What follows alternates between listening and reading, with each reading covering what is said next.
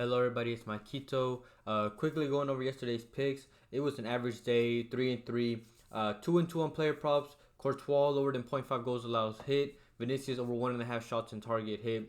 Roy didn't take a single shot, which really surprised me. The fact that he didn't even take one. And then Savio 0.5 goals and assists. He had good opportunities for himself and for his teammates.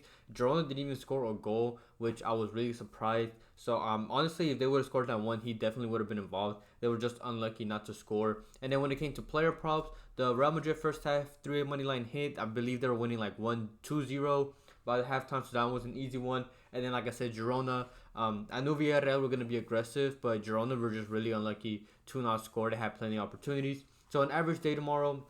And then I also want to say that there are a lot of people that comment asking like, why don't you have plays for this? Why don't you have plays for that? And I do look, but I don't want to force anything. So I send the ones that I like.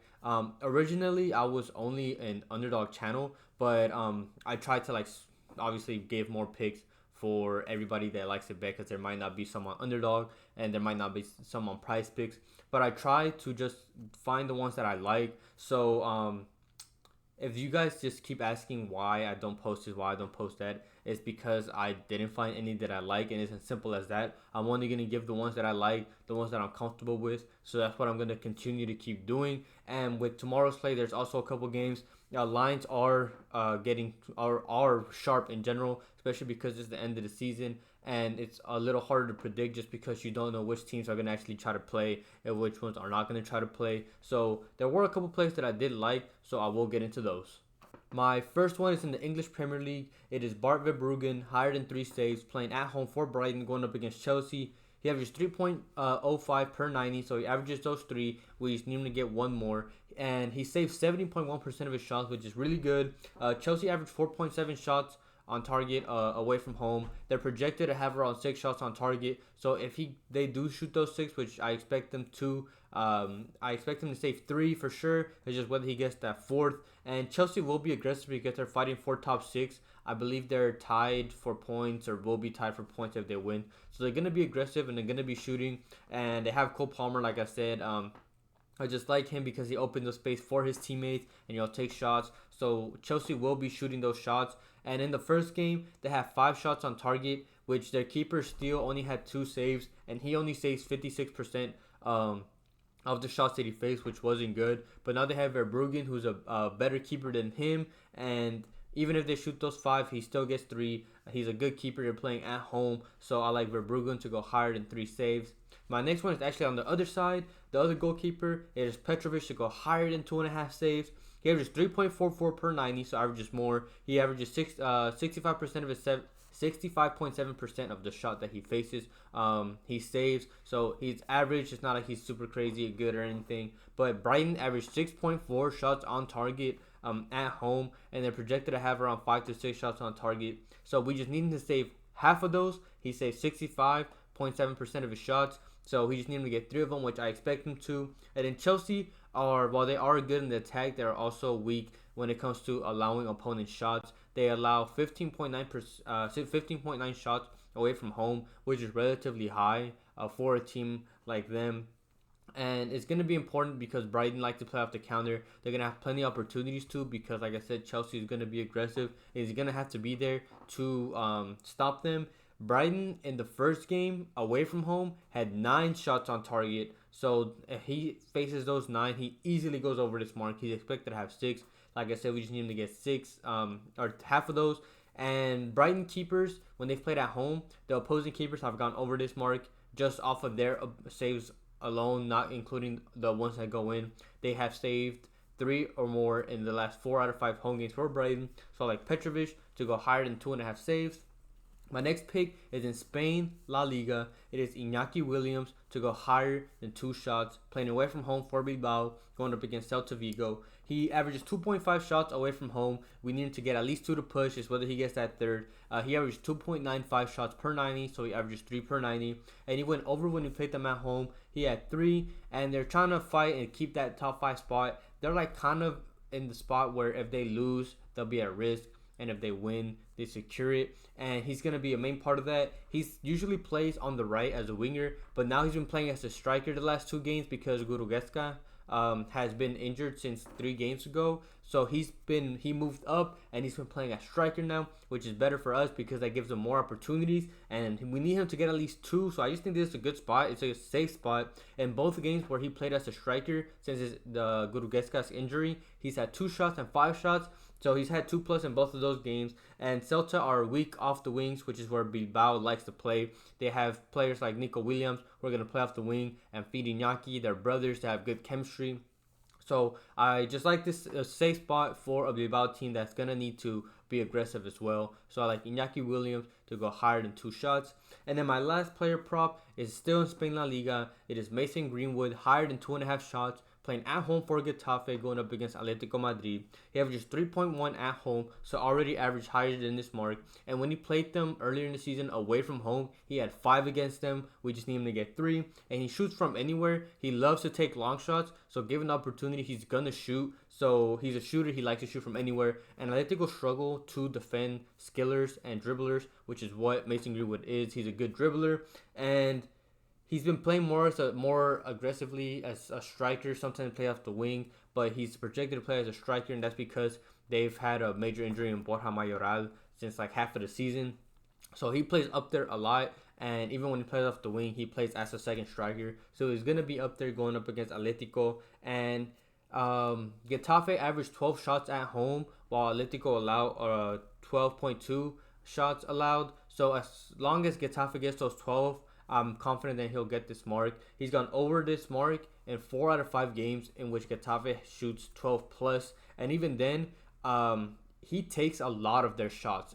Even if they end up with like 8 shots, he will be there to shoot them because he's going to be a counter threat. He's going to be dribbling the ball. He's going to shoot from anywhere. If this gets bumped to 3, I would not take it. But I do like this spot at 2.5. So I like Greenwood to go higher than 2.5 shots.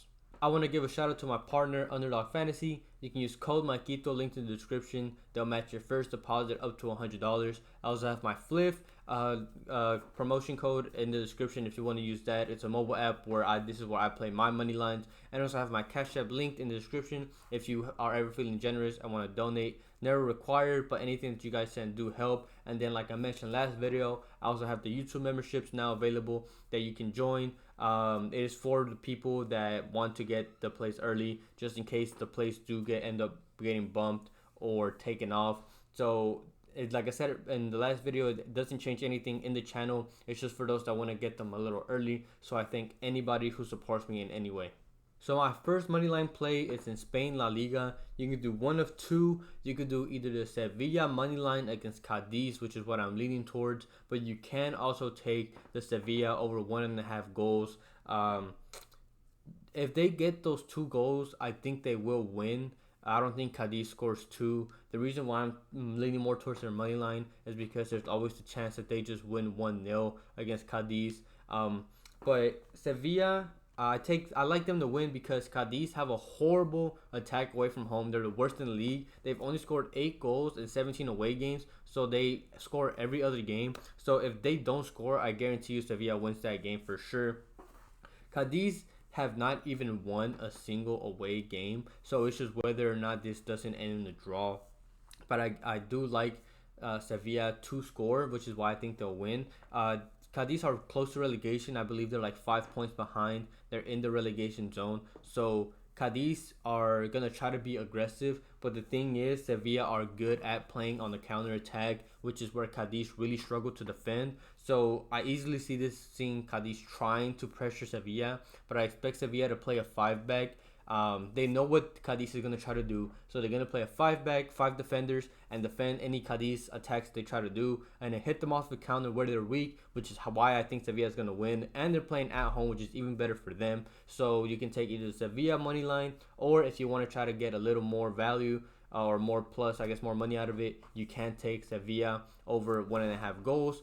And then my second play is the Inter Miami win or draw. This is in the USA MLS, the Major League Soccer. For Inter Miami to win or draw against Orlando City, they have they pretty much they haven't lost 5 out of the 6 away games.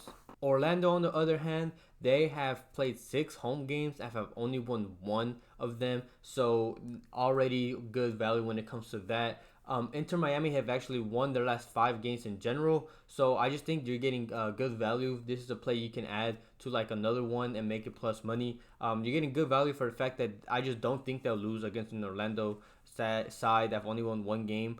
And Inter Miami obviously have Messi, Busquets, and Suarez. They are the best attack in the league, so they're gonna score. There's always a chance that Orlando could score as well, because Inter Miami is not known for their defense; they're known for their attack. So the reason why I'm taking win or draw is because there's always the chances ends in like a 2-2 draw, just because Inter aren't known for defending. But I just think you're getting good value for them to win the draw. I don't think they'll lose, so I like the Inter Miami to win or draw against Orlando City.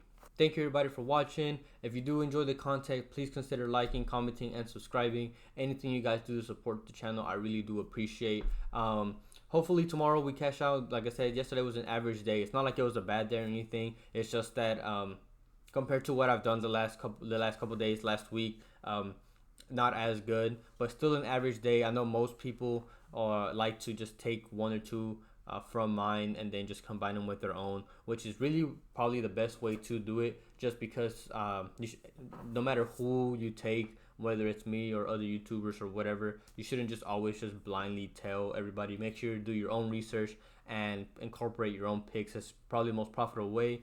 And another thing people have asked me is how I personally pair mine and stuff like that. I don't give my personal plays, but I do always recommend to just long-term wise, 2-mans is just the most profitable way to go.